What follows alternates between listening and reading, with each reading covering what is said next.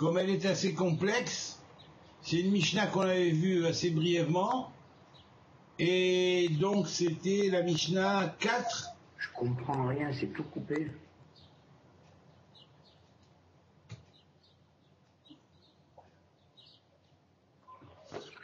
Donc c'était la Mishnah 4 du Pérec 2. Quatrième enseignement du deuxième chapitre. Alors on avait fini, on a vu la série sur les sphirotes, on commence dans le deuxième chapitre la fameuse série sur les lettres, et là donc la Mishnah 4 commence ainsi. Esrim Veshtaim Otiot Yesod, 22 lettres, 2 fondements. Kevuot Bagalgal, ils sont fixes dans la sphère, fixés dans la sphère, fixes et fixés dans la sphère. Kemin Homa, comme une espèce de mur qu'on ne peut pas passer au-delà de ce mur. C'est-à-dire que, comme si toute la sphère était entourée d'un mur, et au-delà de ce mur, on ne peut pas y aller. Ah bah, là, c'est pareil que dans la physique, on a le mur de Planck, d'une certaine manière on l'appelait comme ça, mais en fait ça veut dire on ne peut pas aller au-delà de là, on ne peut rien voir. Voilà. Veshtemeot Veshloshim Vechad par 231 portes Vechoser à Galgal, Panim Ve'achor. Par 231 portes, la sphère retourne dans un sens et dans l'autre. Zéou Siman Adabar. Et cela est on pourrait dire Siman Adabar, c'est-à-dire un exemple du verbe, un exemple de la parole, un exemple de l'action, de la chose dont on parle. En Betova, les Ma'alami Oneg, au-dessus, dans le bien, il n'y a rien qui soit au-dessus du Oneg, qu'on appelle le plaisir, l'extase, le plaisir de l'extase. VN Bera, et il n'y a rien dans le mal, au-dessus ou au-delà les Ma'alam Inega, au-delà de la plaie qui entraîne la souffrance. Alors on voit que, en fait, on nous propose pour comprendre le système qui dit que la sphère tourne dans les deux sens, c'est-à-dire dans le sens des aiguilles d'une montre et dans le sens contraire des aiguilles d'une montre, par une espèce de combination entre les lettres, qui est faite par ce qu'on appelle 231 portes.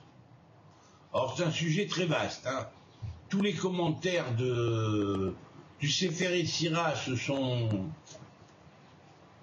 donnés à cœur joie d'expliquer tous les tenants et les aboutissants de cette fameuse Mishnah, et ça prend des pages et des pages, parce que franchement, ce qu'on appelle les 231 portes, c'est le sujet très vaste, c'est le Graal, en fait. C'est le secret du Graal. Les gens disent le Graal, le secret du Graal, vous l'avez dans les 231 portes, à l'avant et à l'arrière. Ce sont les portes d'entrée, hein. Après il y en a d'autres derrière, mais disons que quand on parle de ces portes-là, c'est les portes de tous les univers, comment ils fonctionnent, de tous les thèmes, de tous les projets divins qui existent dans la création, depuis la création d'un chat ou d'un chien à celle d'un tigre, d'un lion ou d'une galaxie. Tout cela est absolument lié à ce qu'on appelle les 231 portes. Bonjour Thibault. Donc les 231 portes, ça va commencer avec les combinations des lettres dans un sens et dans l'autre, puisque on voit que ces combinaisons de portes, qu'on appelle des portes, elles vont dans un sens des aiguilles d'une montre et dans le sens contraire des aiguilles d'une montre. Alors évidemment, on va voir que par exemple même le mouvement du soleil, dans le mouvement apparent qu'on voit dans l'année par rapport à dans la journée, il va exactement dans ce sens-là, sens des aiguilles d'une montre pour la journée, sens contraire des aiguilles d'une montre dans l'année, pour les signes dans l'année. Par contre, pour les grandes aires zodiacales de 2160 ans, ce qui fait un grand tour du zodiaque en 26 000 ans, le jour supérieur, si on pourrait dire, ou l'année supérieure, il y en a qui disent l'année, le jour, enfin, il y a toujours un rapport entre le jour et l'année, donc on peut classifier ça à deux niveaux, providentiels, si on pourrait dire. Donc, dans le grand jour de 26 000 ans, ça part dans le même sens que l'heure, les heures dans la journée. C'est pour ça que j'ai appelé grand jour, alors que d'autres l'ont appelé l'année. Ça n'a rien à voir avec une année, c'est le jour, puisque ça part dans les mêmes sens que le mouvement apparent dans le sens des aiguilles d'une montre. Par contre, c'est vrai, ça va à l'encontre du cheminement des étoiles, du cheminement du soleil, en mouvement apparent bien sûr, autour de la Terre dans l'année. Donc ce qui fait qu'on nous voit apparaître comme si les étoiles, d'année en année, au cours de ces 26 000 ans, allaient en sens contraire par rapport au point où on les avait détectés l'année précédente et l'année d'avant, ainsi de suite. Chaque année, on dirait qu'ils vont dans le sens contraire, c'est-à-dire dans le sens des aiguilles d'une montre. Donc c'est la raison pour laquelle on va parler d'un grand jour cosmique de 26 000 ans. Pour d'autres, c'est une année, bon ben, si vous voulez. Mais moi, je préfère garder le terme jour. Voilà. Alors, David, je peux faire une parenthèse? Oui. Alors regarde, si tu es dans un avion avec une hélice qui tourne, quand tu es dans l'avion, tu vois l'hélice qui tourne dans un sens. Et si tu es en face de l'avion, tu vois l'hélice qui tourne dans l'autre sens. Ah bah oui, ben, évidemment. Donc si tu es dans cet élément de création que tu analyses, tu vas voir tourner dans le sens des aiguilles d'une montre parce que c'est constructif.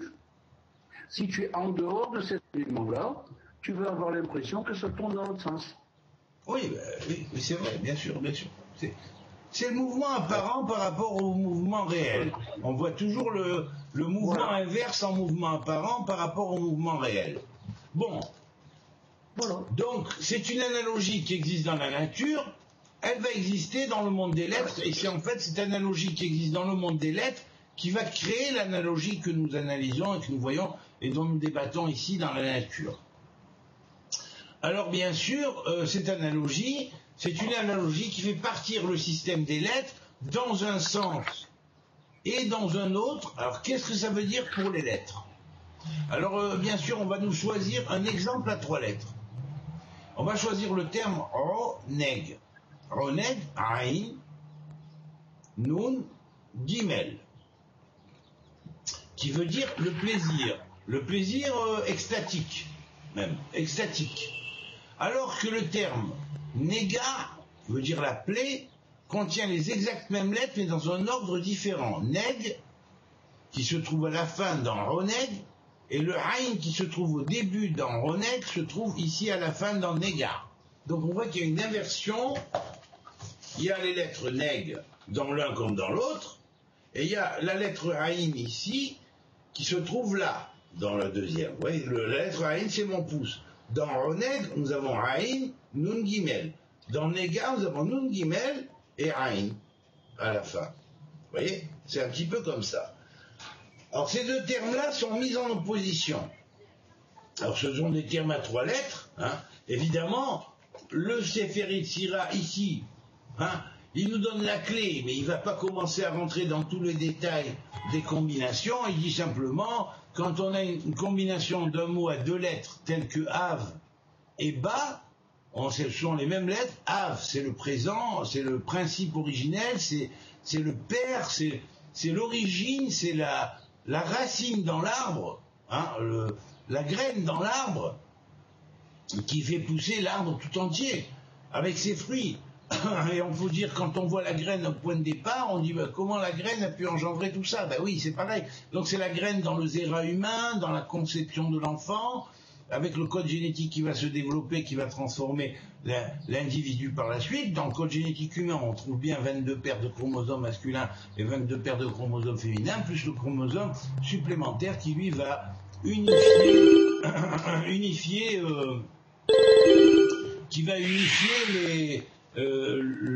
les deux paires de chromosomes masculins et féminins et qui va en faire bien sûr un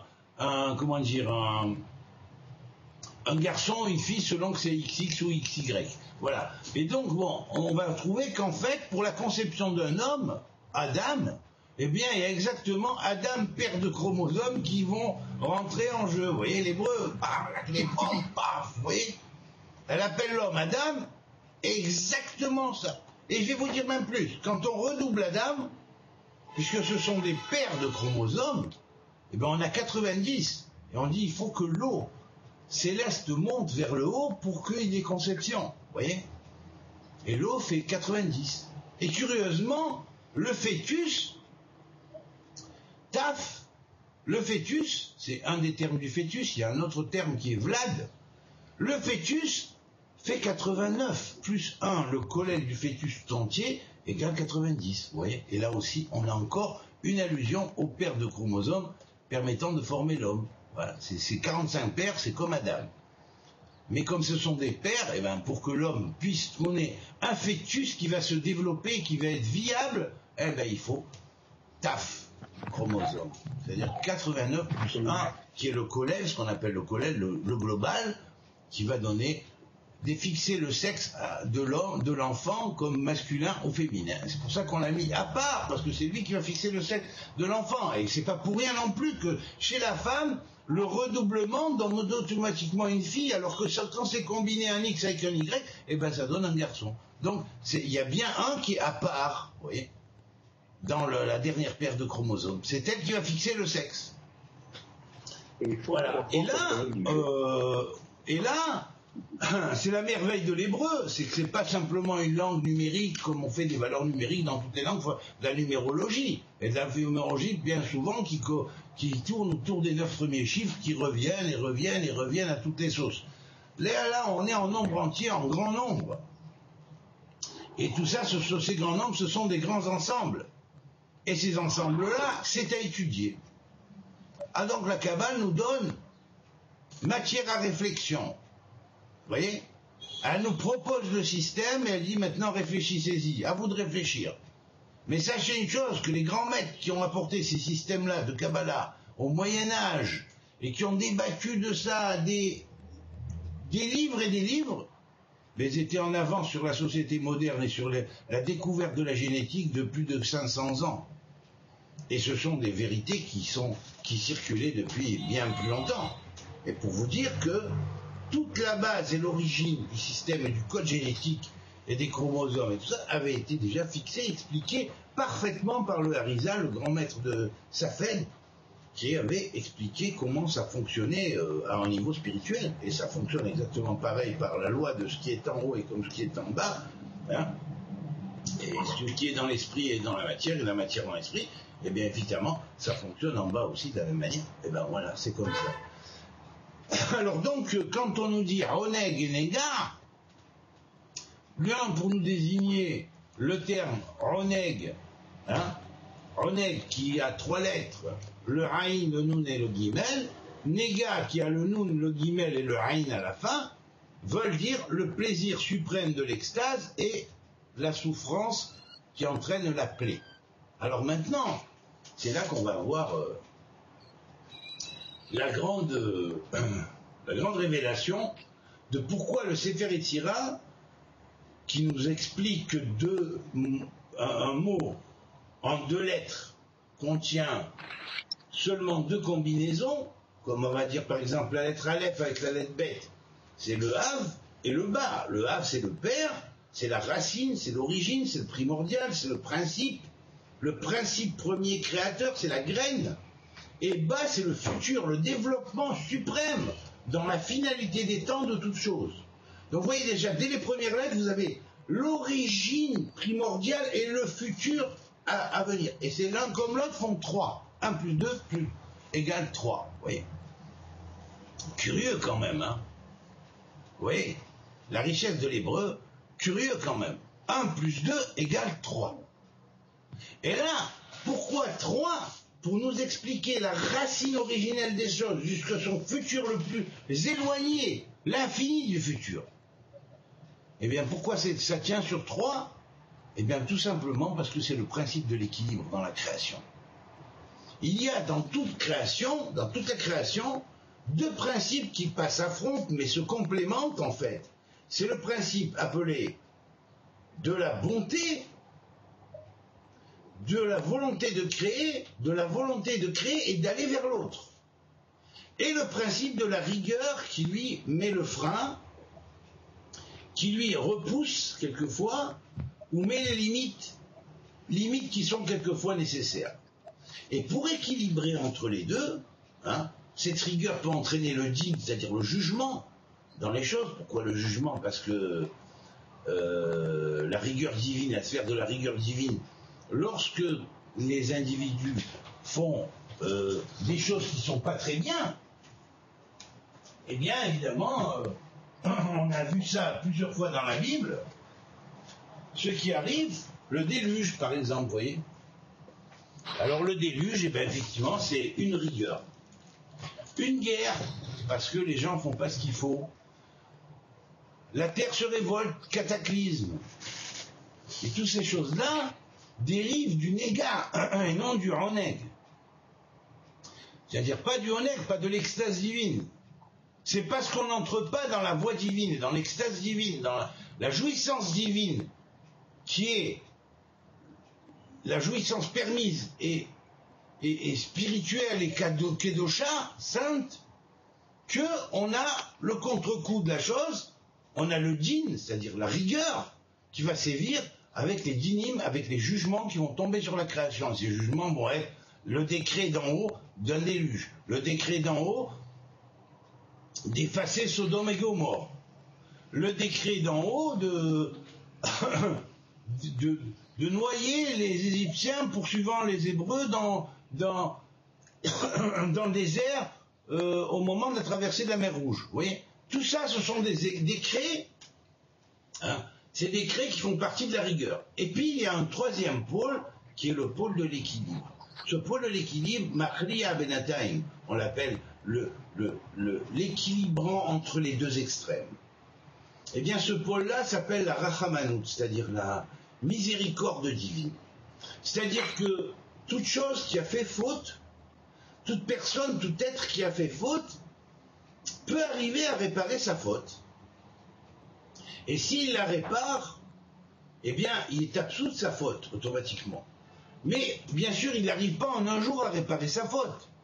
Le simple fait de vouloir réparer sa faute, de demander à Dieu pardon, parce qu'on a nuit à notre prochain, ou parce qu'on a insulté le ciel, bon, bien sûr, Dieu n'en a rien à faire qu'on insulte pour le ciel, parce que franchement, c'est même pas ça l'émeut. Hein. Je veux dire, bon, ça c'est clair et net. Mais enfin, par rapport à nous et à notre conscience, ça nous a mis des barrières, ça nous a quelque part obscurci. On s'est obscurci nous-mêmes dans notre âme divine, parce que c'est pas Dieu lui-même, mais c'est l'âme divine qu'il a mis en nous qui va mettre cette espèce de mur de ténèbres. Et pour briser ce mur de ténèbres, il n'y a pas de moyen autre que de demander à Dieu qui nous pardonne et qui nous délivre. Donc, quand on demande à Dieu qui nous pardonne et qui nous délivre, la suspension immédiate du facteur de din est là. Il y a suspension immédiate du facteur de din. Mais attention, c'est comme un prisonnier qu'on laisse sortir de prison et qu'on va mettre sous liberté surveillée, qui est conditionnelle. C'est exactement pareil. Bon, bah écoute, tu as pris une bonne résolution, tu es décidé à changer.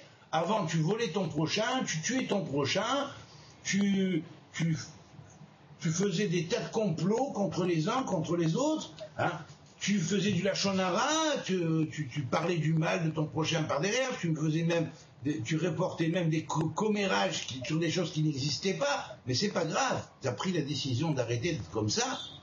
Tu étais un buveur qui frappait tout le monde quand il sortait et qui était un peu trop bu, ou l'autre qui se prenait de shit et du machin, et dans ses shoots après il allait voler la pharmacie du coin à l'arme blanche ou à l'arme noire. Bon, ben bref, voilà. Donc là, tout ça, ben, bien, tu as fait des conneries, tu as fait des bêtises. Ouais, voilà.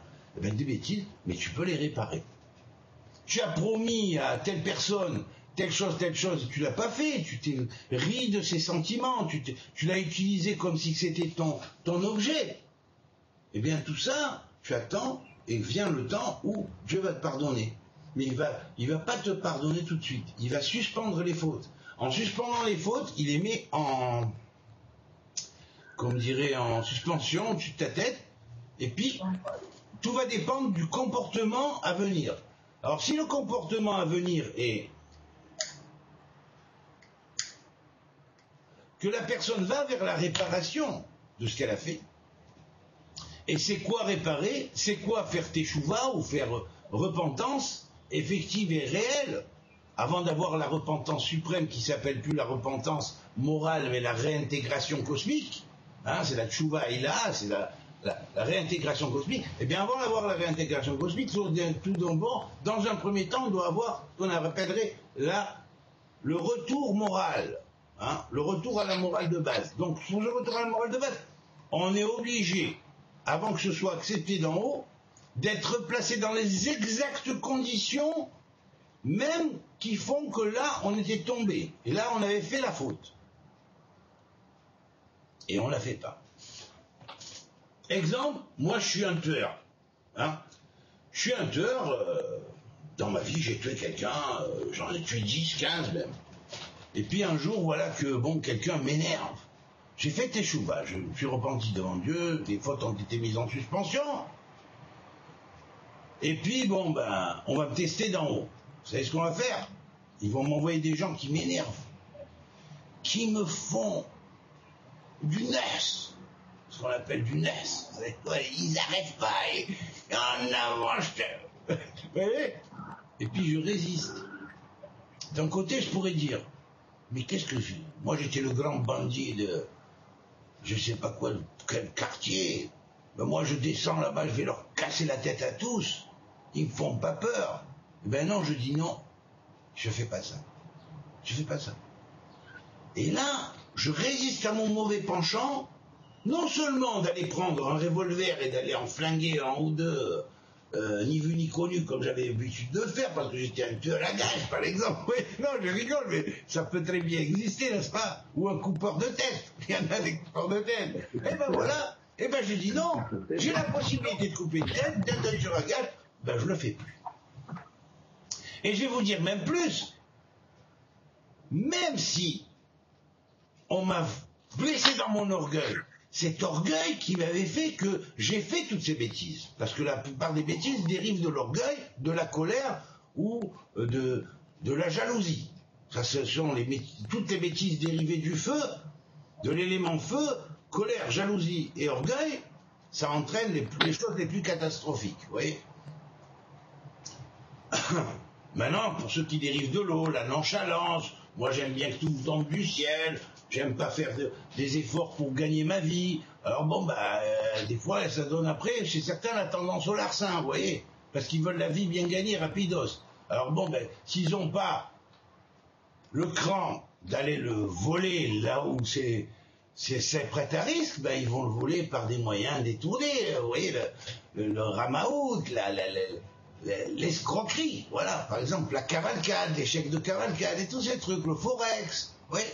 Ah ben oui, ben voilà, parce qu'ils n'ont pas l'aplomb d'aller faire autre chose. Oui. Et ils n'ont pas la mentalité non plus. Alors, bien sûr, dans ces cas-là, ben, faut, avant d'avoir la réparation, à partir du moment où on a pris conscience, tiens, j'ai fait telle chose, eh bien, je demande pardon à Dieu, il met tout en suspension. Les décrets s'arrêtent. Mais il faut le faire sincèrement. Hein, c'est pas avec l'épicier du coin que tu peux le rouler comme ça. Hein. Faut que ça sorte du cœur et rentre au cœur. Hein. Sinon, c'est pas la peine. Hein. T'es pas avec l'épicier du coin. Avec lui, tu peux pas transiger, faire des contrats ou machin, ou des complots. Voilà, ça n'existe pas avec ça. C'est direct Yachar et droit. C'est pour ça que Israël égale Yachar, elle. Droit vers Dieu. C'est ça le vrai Israël. C'est pas trop vers Dieu, c'est pas Israël, c'est un Israël boiteux. Voilà. Donc en fait, quand on dit le fait d'avoir qui à Dieu, c'est pas nécessaire de passer par un curé, je m'excuse. On n'est pas dépendant. On s'adresse au Créateur lui-même. Il vaut mieux s'adresser à Dieu directement qu'à ses saints. Hein. Bon, ben alors d'accord, c'est pas à moi que vous allez me dire, oui, j'ai fait telle chose, machin, tu peux. Oui, moi je vais vous dire oui, ben oui, mais d'abord c'est toi qui dois prier en premier. Voilà. Donc ça, alors, la personne prie, elle demande pardon, automatiquement ses fautes sont en suspension, mais on va la remettre pour voir et pour être sûr que son repentir était sincère, moral, on va la remettre dans les exactes conditions qu'on l'avait mise. Donc si j'étais un bagarreur, un bout de feu, un casse-la-figure, un tueur, ou ce que vous voulez, on va le mettre un jour au sommet de l'orgueil qu'on va piétiner, et il devra résister et dire non, ben je casse mon orgueil, parce que c'est à cause de cet orgueil que j'ai fait toutes les conneries que j'ai fait, les bêtises que j'ai faites, et donc à partir de là, je brise mon orgueil, c'est en brisant son orgueil qu'il est pardonné devant Dieu, effectivement. À ce moment-là, vous savez ce qui se passe. La faute est effacée, même dans le ciel. Mais il faut passer par plusieurs fois, hein, c'est pas la première fois, hein, plusieurs fois. La faute est effacée même dans le ciel, et une fois qu'elle est effacée dans le ciel, tous ceux qui ont été blessés par cette faute vont recevoir une rétribution en relation avec l'énergie que Dieu va donner à la personne dont le repentir est sincère. C'est très puissant. Vous voyez ? Alors automatiquement, bon ben, supposons que quelqu'un avait volé à son prochain quelque chose. Ouais. Il lui a volé, il ne peut pas lui rendre, il ne sait même plus son nom. Et il s'est repenti et tout. Où va aller l'argent ? Eh bien cet argent, normalement, par rapport à l'énergie de Torah qu'on a pu étudier, chaque étincelle, c'est de l'énergie. Et chaque étincelle d'énergie est capable de produire 1 million, 2 millions d'euros. Hein. J'ai fait l'expérience une fois. Hein. Bon, pas 1 million d'euros, mais j'ai fait le test sur un même chiffre qui est revenu 2 semaines de suite pour 2 étincelles d'une lettre que j'ai demandé d'enlever d'un livret Torah. Et j'ai eu exactement la même gain. Alors là, j'ai dit Hachem, je ne touche plus. Terminé. Je n'utilise plus. Et là, ce qui se passe, c'est que grâce à l'énergie des livrets Torah que la personne va sortir par la suite, des cours de Torah, eh bien, il va se passer une chose, ça va monter au ciel, ça va se transformer en énergie, d'abord, puis cette énergie va se redescendre, ok, et elle va se transformer en bien matériel pour donner la compensation aux gens qui ont été volés, qui ont été machin, ou autres. Alors maintenant, il y a des choses qui sont très difficiles à réparer, le meurtre. Oui, non, s'il vous plaît, coupez le micro si vous parlez, hein. Voilà. Donc, voilà. Donc, il y a des fautes qui sont difficiles à réparer, et celles-là, bon, ben, c'est difficile. Donc, quand il y a le meurtre, c'est difficile. Mais néanmoins, bon, Dieu peut arranger ça d'une manière en donnant aux enfants, par exemple, des personnes touchées ou quoi, un bienfait. S'il vous plaît, je vous demande, s'il vous plaît, si vous avez des gens à côté de vous, quoi, si ça fait du bruit, de couper le micro, de façon à ne pas gêner le cours pour ceux qui entendront après. Voilà, merci. Voilà, donc voilà. Donc nous avons donc Roned et Nega qui est donné comme exemple, et là il n'y a que 2 des 6 formules qui sont données, parce qu'un mot en 3 lettres, dont les 3 lettres sont différentes l'une de l'autre, va engendrer 6 combinations possibles. 6 combinations qui sont, par exemple pour le mot Roned, Ain, Nun, Gimel, Ain, Gimel, Nun, Nun, Gimel, Ain, Nun, Ain, Gimel, Gimel, Nun, Ain, Gimel, Ain, Nun. Vous voyez ? Donc là, ce sont 6 combinations. Alors, ces 6 combinations, bien sûr, chacune d'elles a sa signification, et le trou est beaucoup plus vaste. Vous voyez ? Alors, bien sûr, on pourrait rentrer dans ces combinations qui nous donnent toute l'importance extrêmement puissante qu'il y a dans l'hébreu, c'est-à-dire que, en fait, chaque combination, on pourrait dire, c'est comme une maison. Un mot à 2 lettres construit 2 maisons. Vous voyez, on dit 2 maisons. Il y a 2 domaines de vie. Ça, c'est pour le mot en 2 lettres. Il construit 2 domaines de vie. Là, on a vu un exemple, c'est Ab et Ba. Ab, le principe père, principe originel, la graine, le germe. Ba, le futur extrême, l'avenir, le futur extrême. Oui. Alors, on va voir qu'après, dans tous les autres mots, quand on prend ne serait-ce que les formules bilitaires, il y a toujours une complémentarité entre un terme et son terme complémentaire. Et étant donné que il y a, quand on utilise des termes, des mots, des racines de mots qui sont différentes, ou 2 lettres différentes existent, eh bien, chaque lettre a une possibilité de se combiner avec les 21 autres lettres, donc ça forme des couples de 2 lettres. Il y a 21 couples qui commencent par Aleph, 21 couples qui commencent par Bet, 21 couples qui commencent par Gimel, 21 couples qui vont commencer par Dalet, et ainsi de suite. Et après, on va voir que les couples suivants de la deuxième série, ils sont exact inversés. On va voir, au lieu du Aleph, Bet, on va voir le Bet Aleph. Au lieu du Gimel, Bet, Gimel, Dalet, et ainsi de suite, on va voir Bet, Gimel, Dalet, Gimel, et Gimel, et ainsi de suite. Vous voyez, donc, ce qui va faire en fait 231 portes de la création, parce que ce sont des portes de la création, hein. C'est comme des chromosomes, mais global, géants, de la création, des grands chromosomes. Et dans ces chromosomes, il y a ça, hein. C'est ma nouvelle série de tableaux que je prépare. Alors, je vous le montre rapidement, parce que là, je peux pas le montrer bien, mais voilà, hein, c'est ça, en fait.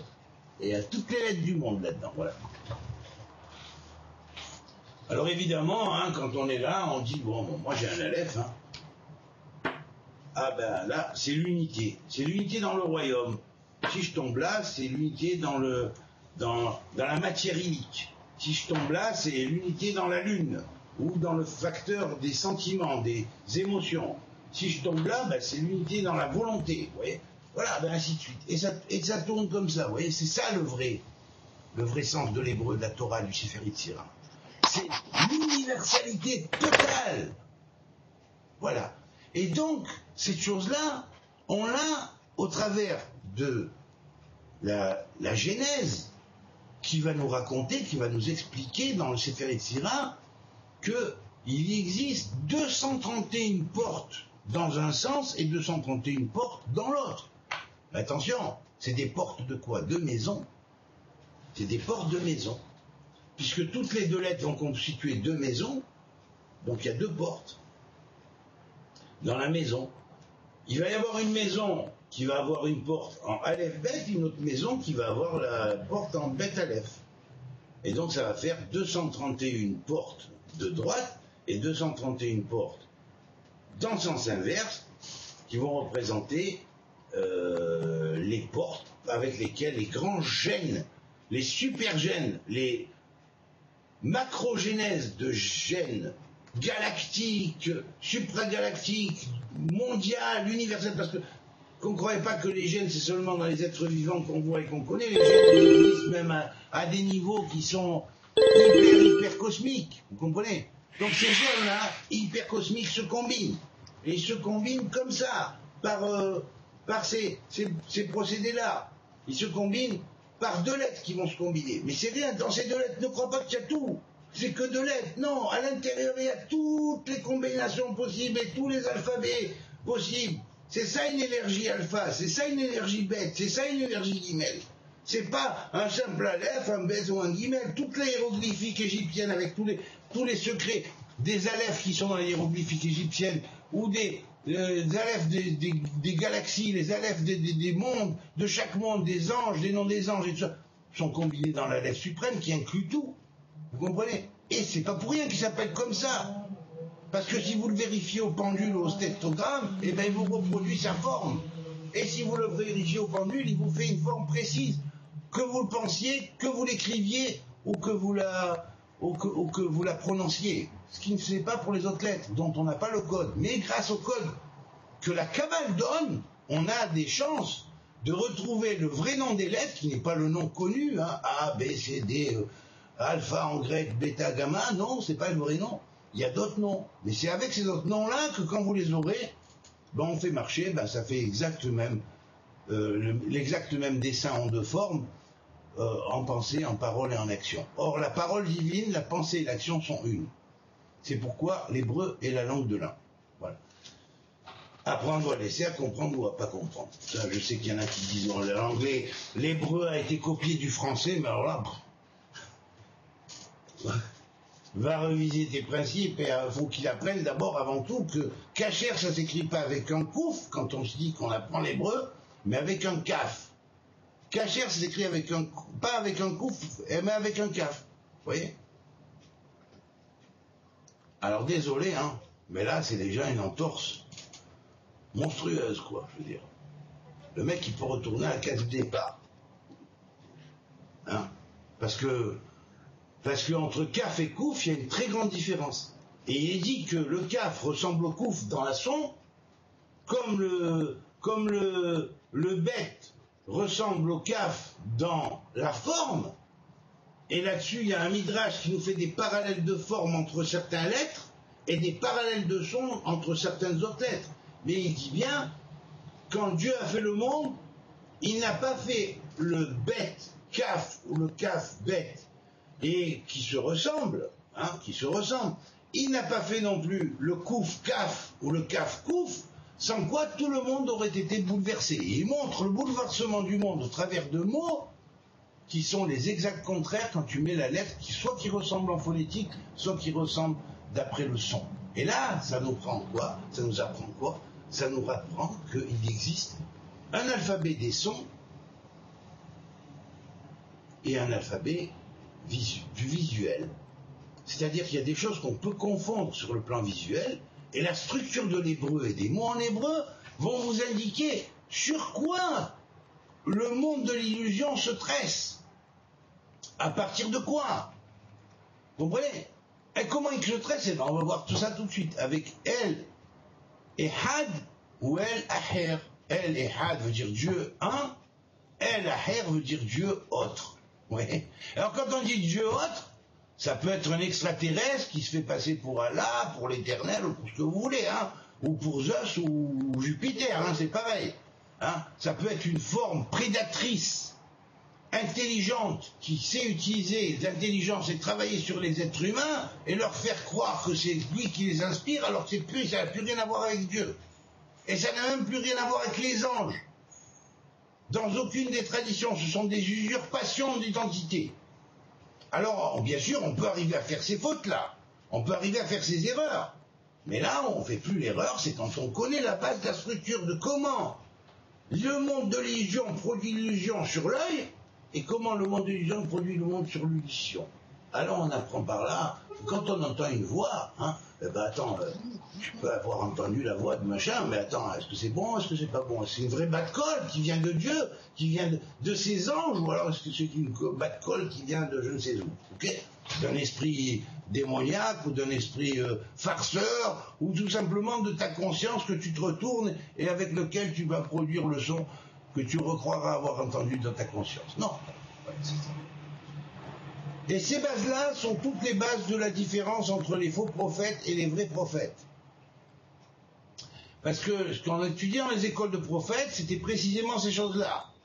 On étudiait, on apprenait à détecter par le son, par les différences de mots dans les lettres. Et le mot était représentatif de la chose qu'il représentait, et on réfléchissait sur ces lettres, on réfléchissait sur la combinaison, comme par exemple pour le mot oneg et nega, pourquoi c'est comme ça et pas comme ça. On réfléchissait là-dessus et on arrivait à en déduire tout ce que la tradition nous a transmis, une grande partie, le reste à nous à faire.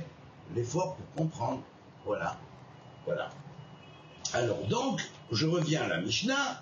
Ces 231 portes vont commencer les combinations de Aleph avec Bet, après Aleph avec Gimel, Aleph avec Dalet, après avec He, avec Vav, jusqu'à Tav, il y a 21 combinations. Après Bet, avec Gimel, avec Dalet, et ainsi de suite, jusqu'à Tav.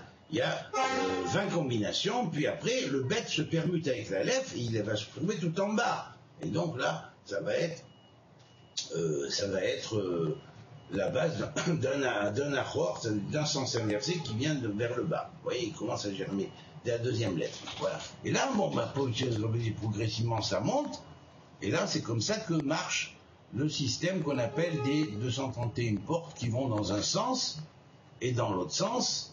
Hein, ces portes-là sont les portes d'univers qui sont construites par les lettres, et au-delà de cela, il y a un grand mur, un peu comme le mur de Planck en physique. Hein. C'est indépassable, on ne peut pas aller au-delà parce qu'il n'y a rien à voir. Par contre, tous les univers sont par là. Tous les univers sont par là. Voilà. Alors maintenant, bien évidemment, il nous reste à voir la notion des termes. Par exemple, prenons les termes Oneg et Nega. Et on va les analyser pour voir pourquoi le Sefer Yetzirah a choisi ces deux termes-là, vous voyez, et pas d'autres. Alors, dans Oneg, vous avez Aïn, Nun et Gimel. Alors, Aïn et Nun, c'est la racine de An. An veut dire répondre à. Roné. Et Gimel, on a Neg après. Neg, c'est la racine de Neged, complémentaire, vous voyez. Mashlim, c'est-à-dire quelqu'un qui est complémentaire, il le faut pour pouvoir arriver à la complétude de soi-même, la complexité, à l'état de réalisation complet. Donc, dans Ronet, vous avez répond, Neg, le complémentaire, vous voyez. C'est-à-dire que dès lors qu'il y a un complémentaire, le complémentaire peut devenir un opposé, vous voyez. Dans ce cas-là, c'est Neged. Oui, Neged, c'est un opposant. Eh bien, oui, c'est vrai, mais là, dans Roneg, il n'y a pas le Dalet à la fin, ce qui permet que c'est le Roneg uniquement. Pourquoi ? Parce que l'état de complémentarité n'est pas un état qui va contre l'état contraire à lui-même, qui lui serait complémentaire, mais par opposition, il va en opposition avec. Vous voyez ? Donc, on va avoir dans Roneg, Ran Veneg. Ran Veneg, ça veut dire il répond par le Neg, c'est-à-dire par la complémentarité.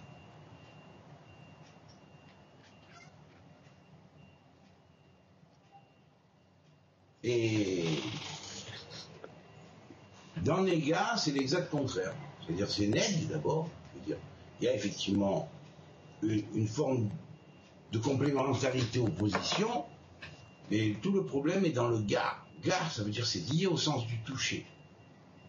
Vous voyez ? C'est lié au sens du toucher, du concret du toucher. Et là, la complémentarité qui n'est pas touchée, eh bien ça veut dire qu'elle est rejetée quelque part. Donc dès lors que la complémentarité qui n'est pas touchable, qui n'est pas accessible au sens, qui n'est pas palpable est rejetée, eh bien il reste une moitié d'homme, c'est-à-dire un homme physique, matériel, et à cela, l'humanité que nous avons aujourd'hui, c'est l'exemple même de cette société matérialiste. Donc la conséquence, c'est quoi ? Le négar. Le négar veut dire les clés. Alors le déluge, on revient au déluge, on revient au Sodome et Gomorrhe. Vous voyez, on va y arriver un jour à Sodome et Gomorrhe, parce que c'est tellement, l'humanité fait tellement de crimes qui montent au ciel en haut que les anges n'en peuvent plus de voir monter ces choses-là. Ils voient des énergies mauvaises qui sortent de la terre. Et ils voient parce que quand ils regardent en haut, ils voient des étincelles éclairées qui marchent comme ça, et tout autour des ténèbres. Vous voyez ? Ça représente les gens qui réfléchissent, sont connectés avec Dieu. Alors ils les voient comme des petites étoiles sur terre, vous voyez, sur la terre ils marchent comme ça. Et ces étoiles, elles sont toutes embourrées de nuages, obscures tout autour. À un moment, ils en ont assez des anges. Ils portent plainte devant Dieu et disent, regardez comme souffrent les serviteurs de Dieu en bas. Regardez ce qu'on leur fait, regardez le mensonge, regardez ce qui sort. de la bouche l'inversion des choses. Regardez comment ces choses-là sont faites. Regardez le crime qui prévoit sur Terre et que le crime autorisé, on dit oui, c'est comme ça, c'est bien ce crime-là, c'est très bien, au contraire. Par contre, ceux qui ne font pas le crime, c'est très mal, oui. Alors voilà, c'est ça, c'est l'inversion de choses, les gens en ont marre. Les anges en ont assez. Alors ça s'appelle des anges de rigueur. Ces anges de rigueur, ils sont de rigueur et de jugement. Ce sont des exécuteurs de sentence. Ils portent plainte devant le tribunal de Dieu et disent on veut la destruction de ce monde. Éternel, tu as fixé des lois.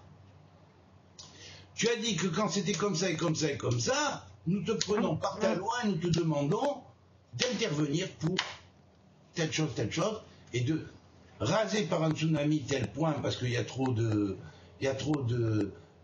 comment ça s'appelle, de ventes d'enfants qui ont pleuré parce qu'on les a vendus et les parents même les ont vendus à des vieux bras bourris, vicieux, qui en ont profité. Vous voyez, alors tout ça, bien sûr, vous voyez, toute cette malversation des choses, les anges portent plainte et ils accomplissent des crimes. Et paf, il y a un tsunami, et paf, il y a un tremblement de terre. Ah, on ne comprend pas ce que ça a à voir, hein, bien sûr. Hein. Apparemment, on dit, mais pourquoi ça tombe là-bas et pas là-bas?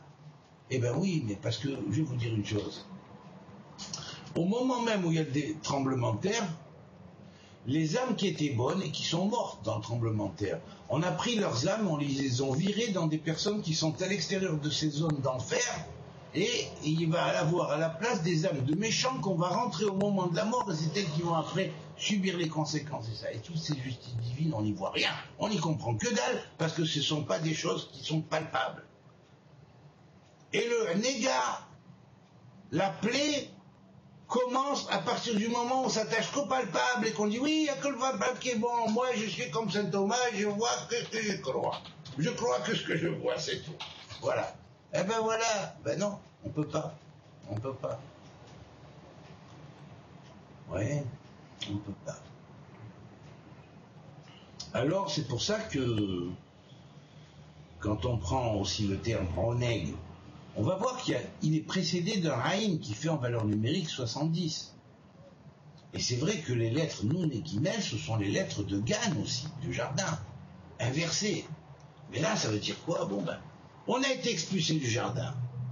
Mais si on est droit et qu'on cherche la complémentarité des choses, eh ben on peut réparer la faute qui nous a transformé de lumière en or, en tissu de peau, hein, en être de peau et de chair et de sang, et on l'a réparé. À ce moment-là, on a l'extase physique, l'extase spirituelle, on a le Oneg, vous voyez, la Oneg. Et ça, c'est valable comme dans le Moram, il y a 70 en valeur numérique, comme il furent 70 nations, 70 âmes à descendre en Égypte. Bon, bien, ces 70-là, ça symbolise quelque chose de la complémentarité quelque part. Donc, on va dire le Oneg, le 70 est mis en base, pour dire il y a une unité entre les 70 facettes. Vous voyez? Et le neg vient après. Par contre, dans le négat, il y a combat, il y a discordance, il y a attaque, et dans cette attaque-là, à cause de quoi? Parce que on ne perçoit que ce qui est palpable, et il n'y a qu'à ce qui est palpable qu'on donne valeur. Donc, on tombe dans le matérialisme, on s'éloigne du spiritualisme, et les plaies tombent. Et les plaies tombent parce qu'on n'assume pas son âme divine.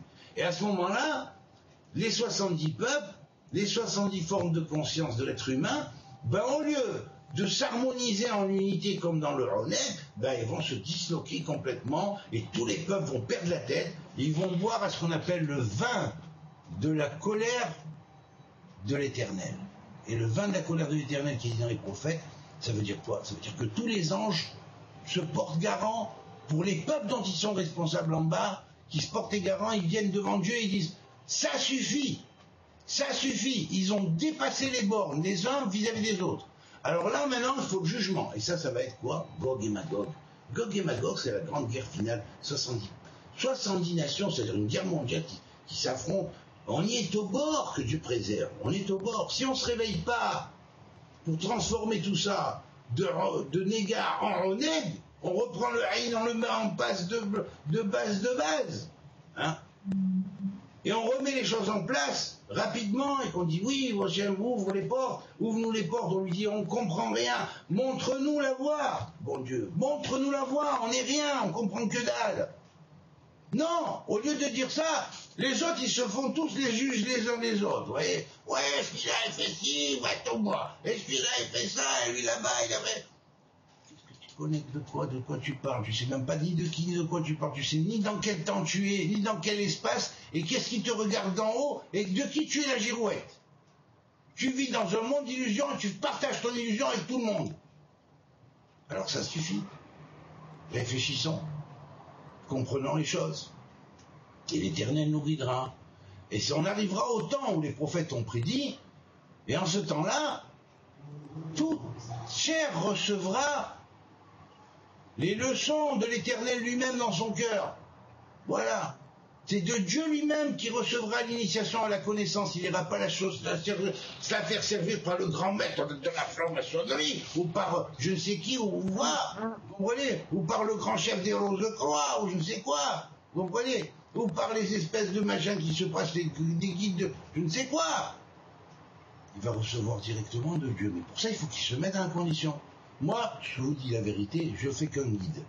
Je vous guide, je vous montre un peu la voie pour faire, et après vous la suivez tout seul. Voilà, c'est tout. Vous pouvez me demander conseil quelquefois, mais c'est tout. J'ai pas l'intention de faire le gourou, parce que c'est pas vis-à-vis de Dieu, c'est tout. Voilà. S'il y a des questions, je suis disponible. Oui.